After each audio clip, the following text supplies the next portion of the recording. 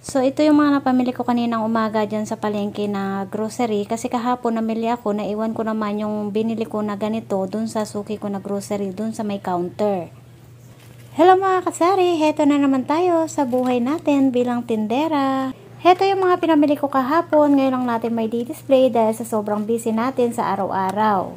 Bakit kaya may mga tao na palagi na lang na nakikita yung buhay ng iba, lalo na kapag nakikita na mas nalalamangan sila or mas nakakaangat sila sa buhay? Bakit kaya hindi na lang sila maging masaya or maging kontento sila kung anong meron sila, diba? Di ba't mas masarap sa pakiramdam yung sarili mo lang o buhay mo na lang yung iintindihin mo, tapos maging masaya ka na lang sa mga tao na nalalamangan ka or umuunlad sa buhay, diba? Dapat ganun ang buhay, hindi yung feeling na nakikipagkarerahan sa mga taong mas nakakalamang sa kanila. Hindi karera ang buhay, kaya hindi tayo dapat nakikipag-unahan sa buhay ng iba.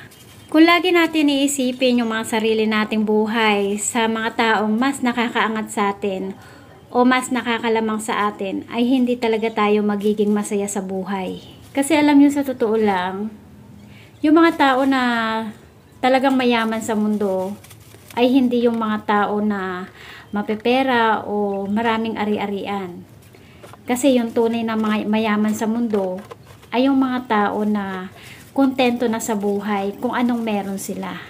Di ba't mas masarap sa buhay yung gawin na lang natin ng inspirasyon o motivation yung mga tao na mas nakakalamang sa atin or mas nakakaangat sa buhay natin? Yung bang tipo na lagi mo na lang iisipin sa sarili mo na kung kaya nila, kaya mo rin, di ba? Sikreto lang naman sa buhay ay sipag at tiyaga, maging patas sa kapwa, at palagi magpasalamat sa Panginoon sa mga bagay na dumating sa atin, mapamaliit man o malaking bagay ay dapat pa rin natin ipagpasalamat dahil anumang bagay na magagandang dumarating sa atin ay blessing para sa atin.